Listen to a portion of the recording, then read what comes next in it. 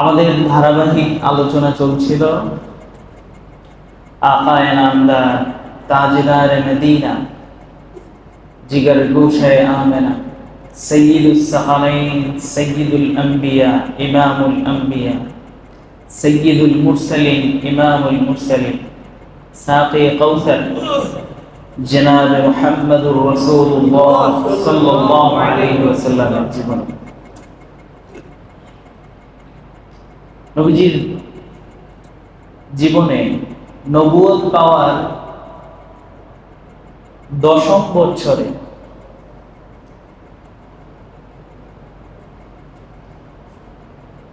নবী করিম সাল্লাল্লাহু আলাইহি ওয়াসাল্লাম তায়েফ গেলেন। মক্কার মানুষজন 10ম বছরে একটা বিশাল ব্যাপার ঘটছে নবীর জীবনে। নবী করিম সাল্লাল্লাহু আলাইহি ওয়াসাল্লামের জীবনের 10তম বছর, যেটা সিরাতের কিতাবগুলোতে এটাকে বলা হয় আমুল হুজন। কি বলা হয়? আমুল হুজন, দুঃখ দুর্দশার বছর। 10তম বছরকে কেন দুঃখ দুর্দশার বছর বলা হয়? সিরাতের কিতাবগুলোর মধ্যে লিখেন, নবীজিকে এত বছর যিনি ছায়ার মতো করে রেখেছেন, নবীজিকে যিনি সবচেয়ে বেশি ভালোবাসা দিয়েছেন, নবীজির প্রিয় চাচা আবু তালেব 10তম বছর দুনিয়া থেকে বিদায় নিয়ে চলে গেছে। চাচা ইন্তেকালের পর নবী এতটাই ব্যথিত হলেন যে নবীর জীবনের পূর্বের মুহূর্তগুলোতে নবী আর আগে কখনো এতটা ব্যথিত হন নাই। আপনারা সকলেই জানেন নবীর চাচার ইন্তেকাল প্রসঙ্গের কিছু ঘটনা। নবীজির জীবনে আবু তালেব নবীজির যত উপকার করেছে, নবীজির জন্য পৃথিবীর আর কোন মানুষ নবীকে এতটা উপকার করেন। তবে ব্যাপারটা হলো, আপনি শুধু উপকার করলেই হবে না, হেদায়েত যে সরাসরি আল্লাহর পক্ষ থেকে, নবীর চাচাকেও আল্লাহ হেদায়েত দেন নাই। হেদায়েত কি চাইলেই পাওয়া যায়? আপনি অবাক হবেন, হেদায়েত জিনিসটা আসলে একটা অন্যরকম বিষয়। সাইয়্যিদনা ইব্রাহিম আলাইহিস সালামের পিতা আযার মুসলিম ছিলেন না কাফের? কাফের, মূর্তি পূজারী ছিলেন। হযরত নূহ আলাইহিস সালামের সন্তান মুসলিম ছিল না কাফের ছিল? মুশরিক ছিল। হেদায়েত যদি কোন নবীর হাতে থাকতো, তাহলে কোন নবীর সন্তান বেঈমান হইতো না। হিদায়াত যদি কোন নবীর হাতে থাকতো, কোন নবীর পিতা বেঈমান হইতো না। হিদায়াত যদি নবীর হাতে থাকতো, কোন নবীর স্ত্রী বেঈমান হইতো না। হযরত লূত আলাইহিস সালামের স্ত্রী বেঈমান ছিল, আপনারা জানেন এগুলো। নবীর জীবনে নবীকে সবচেয়ে বেশি উপকার করছে কে? আবু তালেব। কিন্তু তিনাকেও আল্লাহ পাক ইসলাম দেন নাই, হেদায়েত দেন নাই। আল্লাহর কাছে শুকরিয়া আদায় করা দরকার না? আরে নবীরে তো উপকার করলো আবু তালেব, তাকেও আল্লাহ ঈমান দেন নাই। আর আমি 1400 বছর পরে আইসাও আল্লাহ আমাকে ঈমান দান করছে, নবীকে দেখিও নাই। কত বড় শুকরিয়ার বিষয়, সৌভাগ্যের বিষয়। ঈমান যে আল্লাহ দান করছে, মুসলমানের ঘরে যে আল্লাহ দুনিয়ায় পাঠাইলেন, এই শুকরিয়া আদায় করে যে শেষ করতে পারবো না। হিদায়াত এটা কার হাতে? আল্লাহ। এই জন্য হিদায়াতের উপর যে আমরা আছি, এই জন্য বেশি বেশি শুকরিয়া আদায় করা।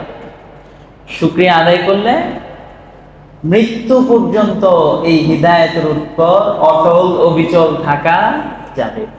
তো নবী সবচেয়ে বেশি ব্যথিত হয়েছেন কার ইন্তেকালের কারণে? নবীর প্রিয় চাচা আবু তালেব ইন্তেকালের কারণে। কিন্তু ব্যাপারটা আরেকটু মর্মান্তিক এবং হৃদয় বিদারক হয়ে গিয়েছে।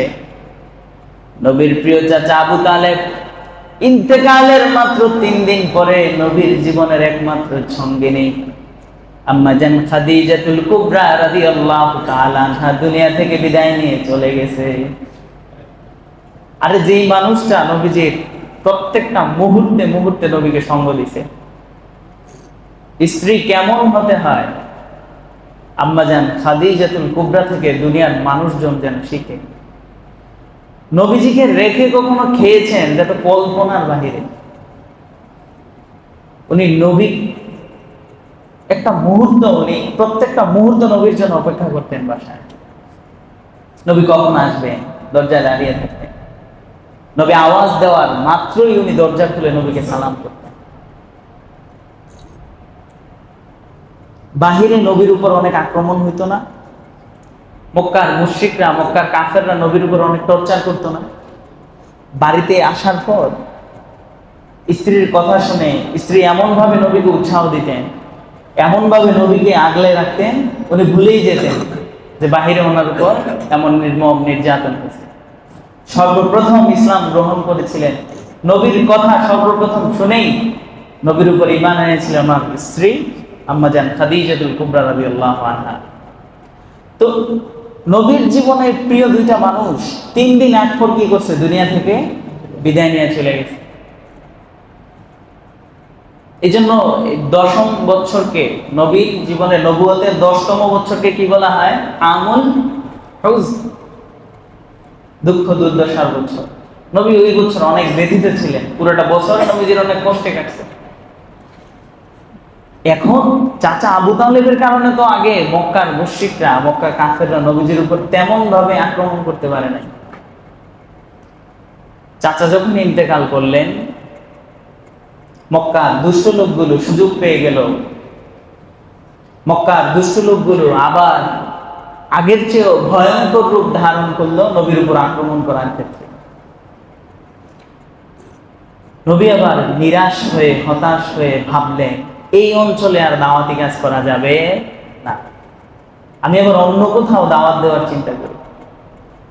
নবী সেই হিসেবে একটা গুরুত্বপূর্ণ জায়গা তখনকার সময় ছিল তায়েফ। বলেছিলাম তায়েফের জমিন ছিল খুবই উর্বর এবং খুবই আবহাওয়ার আনুকূল্য পরিবেশ। এত সুন্দর পরিবেশে নবীজি সেখানে ছোটবেলায় বড় হয়েছিলেন। তায়েফের কিছু কিছু এলাকা নবীজি চিনেন। এজন্য নবী ভাবলেন এবারে আমি তায়েফ গিয়ে দাওয়াতের কাজ করি। নবী করিম সাল্লাল্লাহু আলাইহি সাল্লাম প্রায় 1 মাস সময় তায়েফে দাওয়াত দিয়েছেন। কত মাস? 1 মাস। নবী আবার মক্কা থেকে তায়েফ ভ্রমণ করলেন। সঙ্গে নিয়ে গেলেন নবীজির পালক পুত্র যায়েদ বিন হারেসা রাদিয়াল্লাহু তাআলা আনহুকে, যিনাকে নবী আজাদ করে নিজের সন্তানের মতো করে গ্রহণ করে নিয়েছিলেন। প্রথমে ছিল গোলাম। বলেছিলাম যায়েদ বিন হারেসকে নবী ছাইড়া দিয়েছে, ওনার বাবা মা আসছিল নিতে, সে নিজে যায় নাই। নবী করিম সাল্লাল্লাহু আলাইহি ওয়াসাল্লাম যায়েদ বিন হারেসাকে নিয়ে তায়েফ গমন করলেন। তায়েফের উচ্চবর্গ ব্যক্তিবর্গ, উচ্চ শ্রেণীর যত ব্যক্তি আছে তাদের কাছে দ্বীন ইসলাম প্রচার করা আরম্ভ করলেন। নবী ধারে ধারে দাওয়াত নিয়ে যাচ্ছেন, কিন্তু তায়েফের এমন কোন মানুষ, নবীজি 1 মাস যাবত দাওয়াত দিলেন, এমন একটা মানুষও পেলেন না যিনি ইসলাম গ্রহণ করেছেন, যার কাছে দাওয়াত নিয়ে যায়। তায়েফের যে এলাকাতেই দাওয়াত নিয়ে যায়, ওই এলাকার দুষ্ট লোকগুলোকে, ওই উচ্চ শ্রেণীর ভদ্র মানুষগুলো নবীর পিছনে লেলিয়ে দিত। তারা তাদেরকে বুঝাতো এই লোকটা পাগল, এই লোকটা জাদুকর, এই লোকটা খারাপ, এই লোকটা নিকৃষ্ট, এই লোককে তোমরা পাথর নিক্ষেপ করো, থুতু নিক্ষেপ করো। তো দুষ্ট প্রকৃতির ছেলেগুলো নবীজির পিছনে পিছনে নবীকে পাগল বলে গালিগালাজ করতো আর নবীকে পাথর নিক্ষেপ করতো। তায়েফের 1 মাস সময় প্রাথমিকভাবে যখন দাওয়াত দিলেন, প্রথম প্রথম নির্যাতন কম ছিল, পরবর্তীতে এমন অবস্থা হইল কিছু তিনজন নেতা তায়েফের একদম মূল যে তিন নেতা তাদের কাছে একসাথে দাওয়াত দিলেন। তিনজনের দুইজন সরাসরি প্রত্যাখ্যান করলেন, আর একজন সরাসরি প্রত্যাখ্যান করলো না, তবে সে চুপ ছিল। তারা তিনজন মিলে মক্কার জঘন্যতম নিকৃষ্ট কিছু লোকদেরকে, তায়েফের নিকৃষ্ট কিছু দুষ্ট ছেলেপেলেদেরকে নবীর পিছনে লেলিয়ে দিল। নবীকে যেন তারা পাথর নিক্ষেপ করে আর পাগল বলে। হযরত যায়েদ বিন হারেসা রাদিয়াল্লাহু তাআলা আনহু যেদিক থেকে ছেলেরা পাথর নিক্ষেপ করে সেদিক থেকে নবীর সামনে গিয়ে দেয়াল হয়ে দাঁড়ায়। একটা পর্যায়ে যায়েদ বিন হারেসা রাদিয়াল্লাহু তাআলা আনহু অজ্ঞান হয়ে গেল, আর নবীকে আটকাতে পারছে না। এবার সরাসরি পাথরগুলো এসে নবীজির গায়ে পড়তেছে। নবী করিম সাল্লাল্লাহু আলাইহি ওয়াসাল্লামের গা থেকে রক্ত ঝরছে। রক্ত যখন ঝরছে, নবী করিম সাল্লাল্লাহু আলাইহি সাল্লাম নিজের চাদর মোবারক দিয়ে রক্তগুলো মুছে ফেলতেছে। হযরত যায়েদ বিন হারেসা রাদিয়াল্লাহু আনহু পরবর্তীতে নবীকে জিজ্ঞেস করলেন, ইয়া রাসূলুল্লাহ, ইয়া হাবিবাল্লাহ, আপনার গায়ে পাথর নিক্ষেপ করে রক্ত ঝরে পড়ে, আপনি দেখলাম চাদর মোবারক দিয়ে রক্তগুলো মুছে ফেলতেছেন, একটা ফোঁটা রক্ত জমিনে পড়তে দিচ্ছেন না, রহস্যটা কি ইয়া রাসূলুল্লাহ?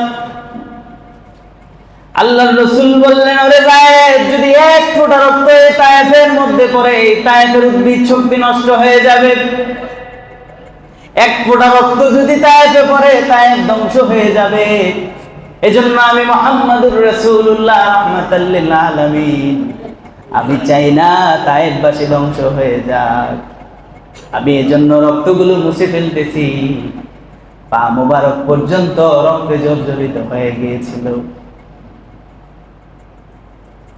আল্লাহ পাক রব্বুল আলামিন ওই মুহূর্তে জিবরাইলকে পাঠালেন, পাহাড়ের নিয়োজিত দায়িত্বের ফেরেশতাদেরকে পাঠালেন। তায়েফের দুই পাশে ছিল বিশাল বড় বড় পাহাড়। আল্লাহর রাসূল সাল্লাল্লাহু আলাইহি সাল্লামের কাছে পাহাড়ের দায়িত্ব নিয়োজিত ফেরেশতারা আসলো, এসে বলল, ইয়া রাসূলুল্লাহ, আপনি শুধু একবার নির্দেশ দেন, তায়েফের দুই পাশের পাহাড় দিয়ে তায়েফের মানুষগুলারে আমরা ধ্বংস করে দেই। আল্লাহ রাসূল বললেন, তোমরা কি নিজ থেকে এসেছো নাকি আল্লাহ তোমাদেরকে পাঠাইছেন? ফেরেশতারা বললেন, আল্লাহ আমাদেরকে পাঠাইছেন। আল্লাহ রাসূল কেঁদে বললেন, তাদের মারিবে ববে কে বলিবে আল্লাহ, পাঠালেন খুশি হয়ে নিজে মাবুদ আল্লাহ। তাদেরকে যদি হত্যা করা হয়, তাদেরকে যদি শেষ করা হয়, আল্লাহ বলে ডাকবে কে? নবী এত মায়ার নবী, এত নির্যাতন করলো। আমার কাছে যদি এই অফার আসতো, আমার কাছে যদি এই সুযোগ আসতো, আমি কি করতাম? একবার চিন্তা করেন তো। আমাকে কেউ আঘাত করছে, আমার সুযোগ আসছে তাদেরকে শেষ করে দেওয়া, আমি কি করতাম? নবী করিম সাল্লাল্লাহু আলাইহি ওয়াসাল্লাম রক্ত জর্জরিত অবস্থা, শরীর থেকে রক্ত মুছে এক জায়গায় বিশ্রাম নিলেন। এক আঙ্গুর বাগানের মালিক এক ছুপি একটা ঝুড়িতে করে নবীর জন্য কিছু আঙ্গুর ফল উপহার নিয়ে আসলেন, নবীকে দিলেন, নবী খেতে। ওই অবস্থায় নবী সে আঙ্গুর বাগান থেকে আঙ্গুর খেলেন। আল্লাহর রাসূল তার জন্য দোয়া করলেন এবং তায়েফবাসীর জন্য দোয়া করলেন। এ কারণে বর্তমান বিশ্ব তায়েফের ফলমূল এখনো সবচেয়ে উন্নত। নবী দোয়া করছে, দোয়া দেন, তায়েফ থেকে এভাবে নিরাশ হয়ে চলে আসে। এবার তো নবী হতাশ। মক্কায় ইসলাম প্রচার করলাম, মক্কার মানুষগুলার ইসলামের দাওয়াত দিলাম, মক্কার মানুষগুলো ইসলাম কবুল করলো না। তায়েফ গেলাম, তায়েফেও আমার উপর জুলুম নির্যাতন, মক্কাও আমার উপর জুলুম নির্যাতন, আল্লাহকে আমার উপর বেজার নাকি?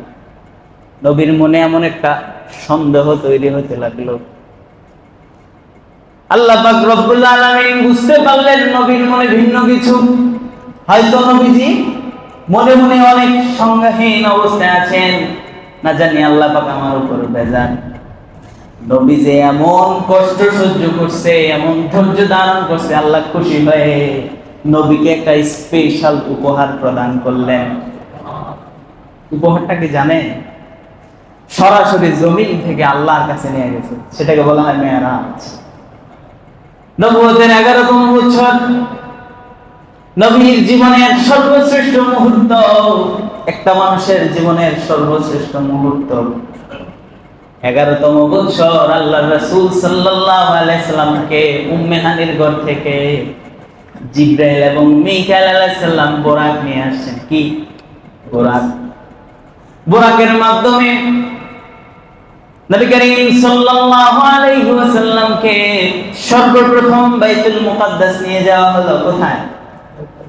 বাইতুল মুকাদ্দাস নিয়ে যাওয়ার পরে কোন রকম উপহার, জিবরাইল আলাইহিস সালাম আযান দিলেন। সকল নবী করিম, সকল আম্বিয়া এবং সকল রাসূলদেরকে সেখানে উপস্থিত করা হলো। আযান দিল কে? জিবরাইল। নামাজ তখনও ফরজ হয় নাই। হযরত জিবরাইল আযান দিলেন। জিবরাইলকে কিতাবে 4 ভাবে পড়া যায়: জিবরিল, জাবরিল, জিবরাইল, জাবরাইল। তো অনেকে আবার অনেকভাবে উল্টা অন্যরকম শুনলে আবার কেমন কেমন মনে করে। সবগুলাই সঠিক, আবার 6 ভাবেও পড়া যায়। আমি একটা তাহকিক করছি, মোট 10 ভাবে জিবরাইল আলাইহিস সালাম। জিবরাইল শব্দের অর্থ হচ্ছে আল্লাহর বান্দা। জিবরাইল এটা একটা হিব্রু ভাষার শব্দ, বুঝছেন? আচ্ছা, সে আলোচনা। জিবরাইল আলাইহিস সালাম আযান দিলেন। সকল আম্বিয়া কেরাম অপেক্ষায় আছেন আজকে এই সালাতের ইমামতি কে করবেন। নামাজ যখন শুরু হবে, হযরত জিবরাইল আলাইহিস সালাম নবীকে সামনে দিয়ে দিলেন, ইমাম বানিয়ে দিলেন নামাজের। নবী করিম সাল্লাল্লাহু আলাইহি সাল্লাম নামাজের ইমামতি করে সকল আম্বিয়া, সকল নবীদের ইমাম হয়ে গেলেন। ইমামুল মুরসালিন, ইমামুন নবিয়্যিন।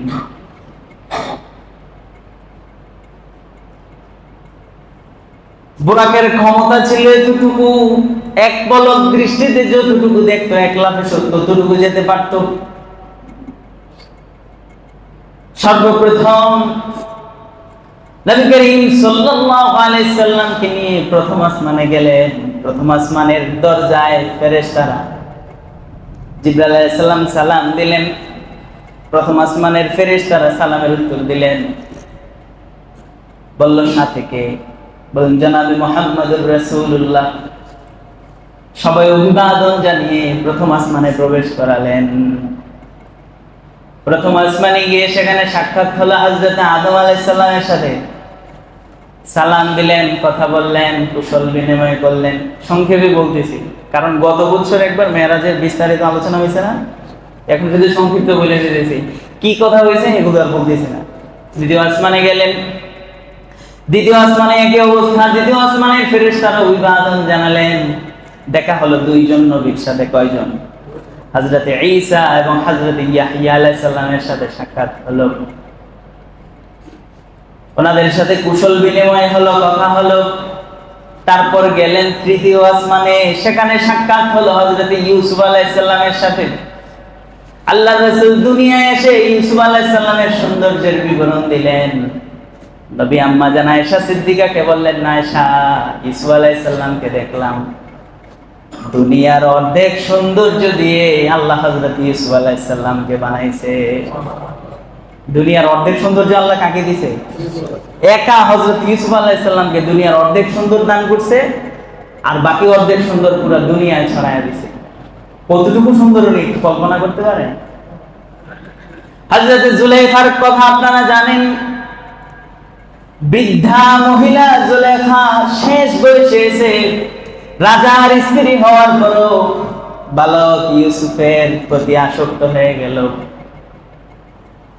পুরা মিশরের মধ্যে ছড়ায় গেল রাজার বউ বালকের প্রেমে পড়ছে। বদনাম না, এটা দুর্নাম না? তো সবারে ডাকাইছে, এলাকার যারা বিশেষ নারী বর্গ আছে, মহিলারা আছে, তাদেরকে বাসায় আছে। তাদের প্রত্যেকের হাতে কোরআনুল কারীমে লিখছে, প্রত্যেকের হাতে এক ধরনের একটা ফল এবং একটা চাকু দেওয়া হলো, এবং তাদেরকে ইউসুফ আলাইহিস সালামকে আরো সুন্দরভাবে সাজিয়ে উনি তাদের সামনে উপস্থাপন করলেন। সেখানে অনেকক্ষণ রাখেন নাই, বিষয়টা এমন না, সেখান দিয়ে শুধু অতিক্রম করাইছে। ইউসুফ আলাইহিস সালাম যখন ওই মহিলাদের সামনে দিয়ে অতিক্রম করবেন, এমন মুহূর্তে তাদেরকে নির্দেশ দিলেন, ফলটা তোমরা কাটো। তারা ফলের পরিবর্তে তারা নিজের হাতের আঙ্গুল কেটে ফেলছে, টের পায় নাই। কিন্তু কথা এটা না, আমি যেটা বলার জন্য এই কথাটা বলছি, আম্মা জান আয়েশা সিদ্দিকা আরেকটা সুন্দর কথা আমাদেরকে শোনাইছে। খাসায়েসুল কুবরা দ্বিতীয় খণ্ডের মধ্যে আম্মা জান আয়েশা সিদ্দিকা রাদিয়াল্লাহু তাআলা আনহা বলেন, মিশরের সেই মহিলারা শুধুমাত্র ইউসুফ আলাইহিস সালামকে দেখে ফলের পরিবর্তে নিজের আঙ্গুল কেটে ফেলছে।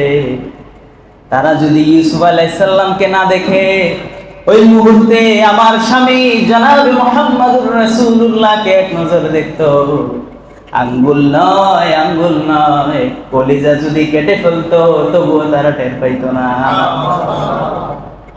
নবীজি এতটাই সুন্দর ছিলেন।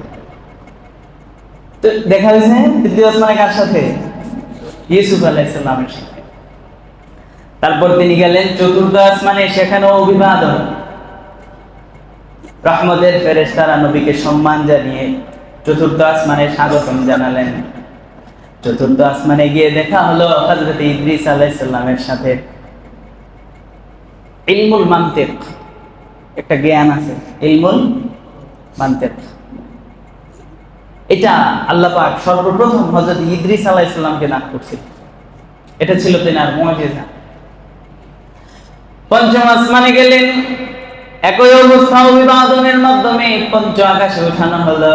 পঞ্চম নাম্বার আকাশে গিয়ে সেখানে সাক্ষাৎ হলো হযরতে হারুন আলাইহিস সালামের সাথে। মুসা আলাইহিস সালামের বড় ভাই হযরতে হারুন আলাইহিস সালামের সাথে সাক্ষাৎ হলো কোন আসমানে? পঞ্চম আকাশে। ষষ্ঠ আকাশে গিয়ে হযরতে মুসা আলাইহিস সালামের সাথে সাক্ষাৎ হলো। সপ্তম আকাশে গিয়ে হযরত ইব্রাহিম আলাইহিস সালামের সাথে সাক্ষাৎ হলো। আগে বলছি কি কথা হয়েছে না হয়েছে, অনেক কথা হয়েছে কিন্তু, এবং দোয়াও শিখাইছিল। আচ্ছা, এবার সপ্তম আকাশ শেষ হওয়ার পর এর পরের যে স্টেপ, যে ধাপ, সেটাকে বলা হয় সিদরাতুল মুনতাহা। সিদরাতুল মুনতাহা, এই সিদরাতুল মুনতাহাকে ঘিরেই জান্নাত এবং জাহান্নাম।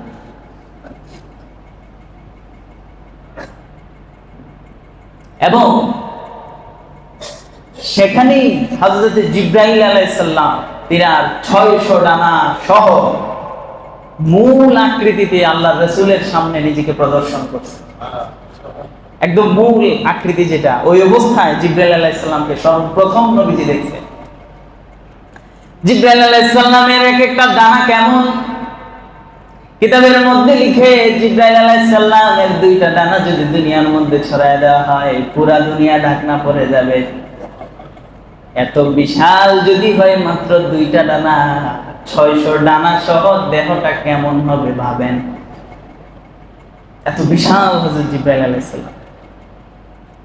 জিবরাইল আলাইহিস সালামকে সেখানেই আল্লাহর রাসূল সর্বপ্রথম দেখছেন। নবীজি জান্নাত দেখলেন, জাহান্নাম দেখলেন।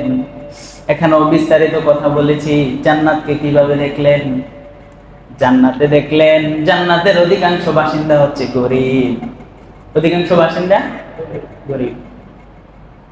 আবার নবীজি জাহান্নাম দেখলেন, ওয়াতালাতুন নার ফাকসারু আহলিহা নিসা। আমি জাহান্নাম দেখলাম, জাহান্নামের অধিকাংশ বাসিন্দা দেখলাম শুধুই মহিলা। মহিলারা কেন জাহান্নামী বেশি, এর কারণগুলো আপনাদের কাছে বলছি, মনে আছে? নিসাউন আরিয়াতুন কাসিয়াত তাকফুরনাল আশির ওয়া তাকসুরনাল লানা। স্বামীর অশুকরি করে স্বামীর অকৃতজ্ঞ হয়, স্বামীর সংসারে সারা জীবন সুখে থাকার পরেও বলে তোমার সংসারে আইসা কিছুই পাইলাম না। কথায় কথায় বদদোয়া। এই বদদোয়ার কারণে নারীরা জাহান্নামে যায়, আর স্বামীর অকৃতজ্ঞতা হওয়ার কারণে। লাউ আমুরান নাস আন তাসজুদা লিআহাদিন আহাদান, আমি আল্লাহ সুবহানাহু ওয়া তাআলা, আল্লাহর রাসূল বলছেন, যদি আমি কোনো মানুষকে সেজদা দেওয়ার জন্য উপযুক্ত মনে করতাম, লা আমারতুন নিসা আন ইয়াসজুদা লিজাওজিহা, আমি মহিলাদেরকে নির্দেশ দিতাম তারা যেন তাদের স্বামীদের সেজদা করে। বুঝতে পারলেন? তো জান্নাত দেখলেন, জাহান্নাম দেখলেন। জাহান্নামের অধিকাংশ বাসিন্দা মহিলা, আর জান্নাতের গরীব, অসহায়। জান্নাত জাহান্নাম দেখার পর এবার আকাশ থেকে রফরফ নামক একটা বাহন আসলো। নাম কি? রফরফ। আল্লাহ রাসূল সাল্লাল্লাহু আলাইহি সাল্লামের জীবনের শ্রেষ্ঠ মুহূর্ত, আল্লাহ সুবহানাহু ওয়া তাআলার সান্নিধ্যে যাওয়া। আপনারা কি কল্পনা করতে পারেন আল্লাহর সান্নিধ্যে যাবে? বিষয়টা এটা বোঝানো সম্ভব না। আপনারা একটু নিজেরা ভাবেন, আল্লাহর সাথে দেখা করা। জান্নাতে জান্নাতীদেরকে আল্লাহ পাক রব্বুল আলামিন সবচেয়ে বড় শ্রেষ্ঠ নেয়ামত যেটা দান করবেন, সেটা হচ্ছে আল্লাহ নিজে জান্নাতীদেরকে প্রত্যেক সপ্তাহে একবার জান্নাতীদেরকে দেখা দিবেন। জান্নাতীরা অপেক্ষায় থাকবেন আল্লাহকে কবে দেখব। কিতাবের মধ্যে লেখে, জান্নাতীরা যখন আল্লাহকে এক নজর দেখবে, শুধু এক পলকে 40,000 বছর কেটে যাবে। আর জান্নাতের 40,000 বছর দুনিয়ার 40,000 বছরের মতো নয়। জান্নাতের একদিন দুনিয়ার 50,000 সমান। কয় হাজার? 50,000 সানা। তো দুনিয়ার 50,000 যদি হয় জান্নাতের দিনের সময়, তাহলে জান্নাতের 40,000 বছর, ভাবেন তো অবস্থাটা কেমন। আর সেটাকে আল্লাহকে দেখি এক পলক, মানে এক পলকে একটুটুকু টেরও পাবে না। এই মহান রব্বে কারীমের সাথে নবীর সাক্ষাৎ হবে, রফরফের মাধ্যমে নবীকে উঠায় নেওয়া হচ্ছে। নবী যখন যাচ্ছিলেন, নবী খসখস লিখার শব্দ শুনতে পেলেন, যেটা লাউহে মাহফুজে মানুষের তাকদীর লেখা হয়, সে আওয়াজ। আর অনেক কিছুর বিবরণ আছে কিতাবে, সংক্ষিপ্ত বলতেছি এই কারণে সরাসরি চলে যায়। নবীজি গেলেন, আল্লাহকে সালাম করলেন, সিজদা করলেন সরাসরি। এখন এটা নিয়ে ইখতিলাফ আছে, আমি আগেও বলছি, ব্যাপারটা একটা মতনৈক্যপূর্ণ জিনিস এবং একটা সেনসিটিভ বিষয়, আকীদাগত বিষয়। কোন কোন সাহাবায়ে কেরাম মনে করতেন, যেমন হযরত ইবনে আব্বাস রাদিয়াল্লাহু তাআলা, ইবনে উমর রাদিয়াল্লাহু আনহু প্রমুখ, তিনারা মনে করেন আল্লাহর সাথে নবীজির সাথে সাক্ষাৎটা হয়েছিল চর্মচোখে সরাসরি। 70,000 পর্দা আল্লাহ নবীজির জন্য উন্মুক্ত করে দিয়েছে। কিন্তু আম্মা জান আয়েশা সিদ্দিকা সহ অন্যান্য অনেক সাহাবায়ে কেরাম মনে করেন যে নবীজির সাথে আল্লাহ সরাসরি দেখা হয় নাই। ব্যাপারটাকে আমি বুঝাইতে পারলাম? এখন আমরা যারা হানাফি উলামায়ে কেরাম, ওনারা অধিকাংশই মনে করেন যে দেখাটা হয়েছিল সরাসরি চর্মচোখে এবং 70,000 পর্দা বাহিরে। পর্দা ছিল না, অন্তরায় আল্লাহ উঠাইয়া দিয়েছিলেন। এটা হচ্ছে আমরা হানাফি উলামায়ে কেরাম এমনটা বিশ্বাস করেন। সেই হিসেবে আমাদের এমন বিশ্বাস থাকাটাই উচিত। তবে ভিন্ন মত পোষণ করলে আমরা যে তাকে অন্য কিছু বলবো, ব্যাপারটা এরকম না। ওইটাও আছে, ওটাও সঠিক, ভুল না। বিষয়টাকে আমি বুঝাইতে পারছি? আল্লাহর সাথে সাক্ষাৎ হওয়ার পর নবী করিম সাল্লাল্লাহু আলাইহি সাল্লাম তিনাকে আল্লাহ পাক যে উপহারটুকু দিলেন, সেটা হচ্ছে সালাত। আল্লাহর কাছে গেছে, আল্লাহ উপহার দিবেন না? গিফট। আপনি প্রেসিডেন্টের বাড়িতে গেলেন, প্রেসিডেন্ট কিছু না কিছু তো আপনাকে গিফট করবেন। যে যত বড় তার গিফট, তার উপহারও তেমন বড় হয়, বিশাল হয়। আল্লাহর উপহার হচ্ছে নামাজ। একমাত্র নবী মুহাম্মদুর রাসূলুল্লাহ সাল্লাল্লাহু আলাইহি সাল্লাম ছাড়া দুনিয়ার আর কোন উম্মতের উপর 5 ওয়াক্ত নামাজ ফরজ ছিল না। এটা এই উম্মতের স্পেশাল ভাবে, আলাদা ভাবে এই উম্মতের জন্য দেওয়া হয়েছে। রোজা, এটা পূর্ববর্তী উম্মতের ছিল, কুতিবা আলাইকুমুস সিয়াম কামা কুতিবা আলাল লাযিনা মিন ক্বাবলিকুম, তোমাদের আগেও এই সিয়াম ছিল। হজ, এটা আমাদের আগেও ছিল, ইব্রাহিম আলাইহিস সালাম হজ করছেন। যাকাত আমাদের আগেও ছিল। তো নামাজই একটা ইবাদত যেটা একমাত্র এই উম্মতকে আল্লাহ পাক বিশেষভাবে দান করছে, তাও আল্লাহ সরাসরি নবীকে আল্লাহর কাছে নিয়ে গিয়ে আর পরে দিয়েছে। 50 ওয়াক্ত, কয় ওয়াক্ত? এখানে আপনাদের জন্য আমি একটা কথা বলি, সময় যেহেতু সংক্ষেপ, তাড়াতাড়ি বলতেছি। মুসা আলাইহিস সালামের সাথে যখন সাক্ষাৎ হলো, বললো আল্লাহ আপনাকে কি দিয়েছে? গেলেন তো, তিনি বললেন 50 ওয়াক্ত নামাজ।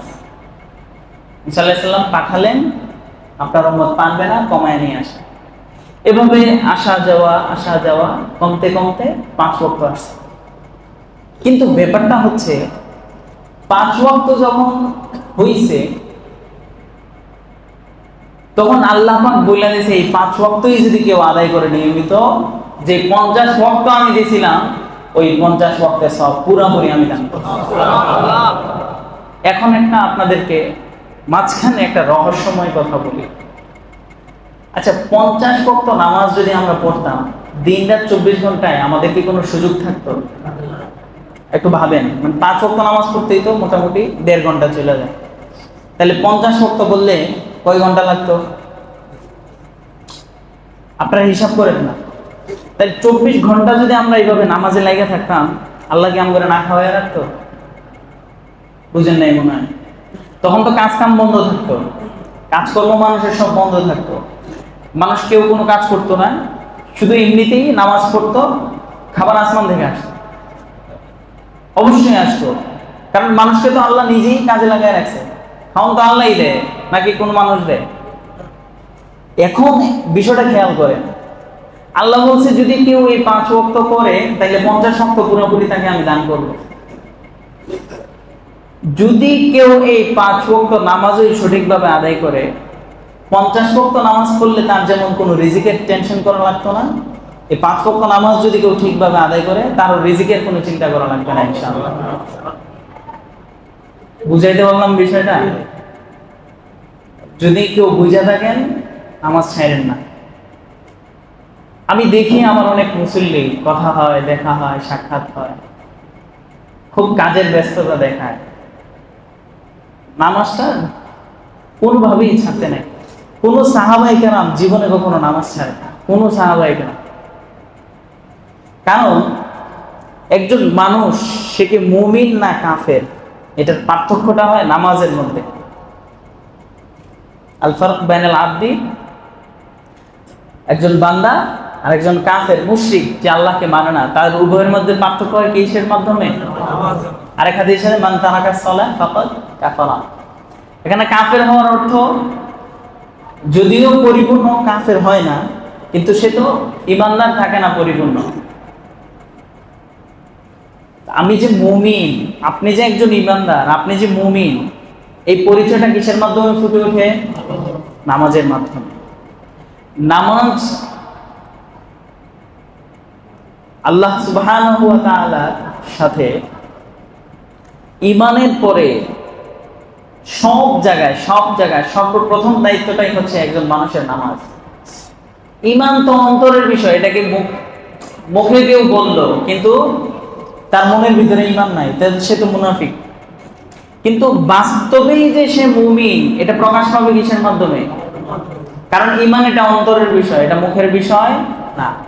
তাহলে কাজে করবে যখন ফুটে উঠবে, তখনই সে একজন ঈমানদার হিসাবে পরিচয় পাবে। আর সেটা হচ্ছে কি? নামাজ। নামাজ পড়লে যে আমরা শুধু দুনিয়া এবং আখিরাতে উপকার পাই, ব্যাপারটা এরকম নয়। শুধু সওয়াব হবে, ব্যাপারটা এরকম নয়। এখন টেকনোলজির যুগ, আধুনিক সায়েন্সের যুগ, মানুষ বিজ্ঞানে বিশ্বাসী। গবেষণায় দেখা গেছে মুসলিম সংখ্যাগরিষ্ঠ দেশ যেগুলো, যে সকল দেশে মুসলিম সংখ্যাগরিষ্ঠ, ওই সকল দেশে স্ট্রোকের মাত্রা খুবই কম। ব্রেন স্ট্রোক এবং হার্ট স্ট্রোক, স্ট্রোকের যে মাত্রা একদমই কম। কেন? আচ্ছা, আরেকটা হিসাব আপনাদেরকে দিই, এটা আমি আজকে হিসাব করছি অনেকক্ষণ লাগে। আমরা প্রতিদিন যারা নামাজ পড়ে তাদের 36 রাকাত নামাজ হয়। কয় রাকাত? সুন্নত আর ফরজ মিলে আসরে 8 রাকাত ধরে মোট কত রাকাত হয়? 36 রাকাত। 36 রাকাতে একটা মানুষ দাঁড়ায়, হাত উঠায় প্রথমে, ঠিক আছে? কল্পনা করেন, হাত উঠায়, হাত বাঁধে, অনেকক্ষণ দাঁড়ায় থাকে, তারপর রুকুতে যায়, একটা অবস্থা, রুকু থেকে আবার উঠে, বুঝলেন? তারপর সিজদাতে যায়, উঠে আবার সিজদাতে যায়, অনেকক্ষণ থাকে, তারপর আবার উঠে, মাঝখানে বসে। এভাবে মোট 250 বার বা 250-300 বারের মতো আমাদের উঠা বসা। এবং একটা যারা শরীর চর্চা করে তারাদেরও এতবার উঠা বসা হয় না। একটা মানুষ সুস্থ থাকার জন্য নামাজই তার যথেষ্ট। এই জন্য আমাদের হুজুরদেরকে আমি কখনো ব্যায়াম করতে দেখি না, কিন্তু হুজুররা দেখি সুস্থ থাকে, মোটামুটি অনেক বছর বাঁচে। তার ভাবলাম এরা ব্যায়াম করে না, সারাদিন খায় ঘুমায়, এডিট তো আর কি করে, হুজুররা আর কিছু করে? কিন্তু এর শরীর সুস্থ থাকে, কিন্তু আমার বিরুদ্ধে ধরে না, কাজও তো করে না ঠিক মতো। তো ওই নামাজে তার যে ব্যায়ামটা হয়ে যায়, তার ওই আনুষঙ্গিক ব্যায়ামের ঘাটতিটা এখান থেকে পূরণ হয়ে যায়। নামাজের সবচেয়ে বড় উপকার হচ্ছে রক্ত চলাচল সচল থাকে, আমাদের ব্রেন চাপ মুক্ত থাকে। এমন কোনো ব্যায়াম নাই যে ব্যায়ামে মাথাটা নিচের দিকে দিয়ে রাখা লাগে। আপনি দেখান এমন কোনো ব্যায়াম আছে কিনা, যারা ব্যায়াম সংক্রান্ত বিষয়ে জানাশোনা আছে। তো মাথাটা নিচে দেওয়া এটা তো অনেক উপকারী জিনিস। একবার ফ্রান্সে এক রাস্তায় একজন মুমিন গাড়ি থামায় নামাজ পড়তেছে। ফ্রান্সের এক গবেষক তাকে বলতেছে, তুমি, আমি এই ব্যায়ামের ব্যাপারে গবেষণা করে আমি এরকম ব্যায়াম বানানোর চেষ্টা করতেছি, তুমি এটা কি করতেছো? কারণ এটা তো আমাদের ধর্মে প্রতিদিনই আমরা করি। তো সত্যি তাই নাকি? সে সাথে সাথে তার কাছে ইসলাম ধর্ম গ্রহণ করে মুসলিম হয়ে গেছে। মানে নামাজের, একটা মানুষ জীবনে সুস্থ থাকার জন্য নামাজটা তার জীবনে অনেক উপকার আসবে। মাজা, হাঁটু সবকিছু সচল রাখে, বুঝতে পারলেন? তো এই জন্য নামাজটা কেউ ছাইরেন না, দুনিয়াবিও লাভ, উখরাবিও লাভ। তারপর নামাজটা পড়লে দেখেন যে কোনো মানুষ মনোযোগ, মেডিটেশন করে এখন অনেকে, ঠিক আছে, ধ্যান করে। নামাজের চেয়ে বড় ধ্যান আর কি আছে? নামাজে তো শুধু আল্লাহর দিকে মনোযোগ দেওয়ার একটা। তো এই ধ্যানের মাধ্যমে মানুষ তার আত্মিক একটা শক্তি লাভ করে। মানে নামাজের উপকারিতা অপরিসীম এবং অনেক, যেগুলো ভাষায় বইলে আপনাদেরকে শেষ করা যাবে না। দুনিয়াবী উপকার বললাম, উখরাবী উপকার তো কোনো হিসাবই নেই। নামাজ পড়লে সব ধরনের ফাহিশা কাজ থেকে, মন্দ কাজ থেকে নামাজ বিরত থাকে। ইন্নাস সালাতা তানহা আনিল ফাহশাই ওয়াল মুনকার। সময় তো শেষ, নামাজের কথা ধরছি আর তো বলা হইব না, এই জন্য বলে দিলাম। আপনারা, মানে আমি ওয়াদা নিব কিভাবে, তবুও মন থেকে ইচ্ছা করে দেন প্লিজ, যে নামাজটা ছাড়বো না। পারি না এরকম নিয়ত করতে, হাত উঠায়েন না, কিন্তু মনে মনে ইচ্ছা করেন যে আমি নামাজটা পড়বো, ছাড়বো না। হ্যাঁ, নামাজটা পড়েন। হ্যাঁ, ওয়া আখিরু দাওয়ানা আলহামদুলিল্লাহি রাব্বিল আলামিন। আগামী জুমা থেকে পরের অংশ থেকে আলোচনা শুরু হবে।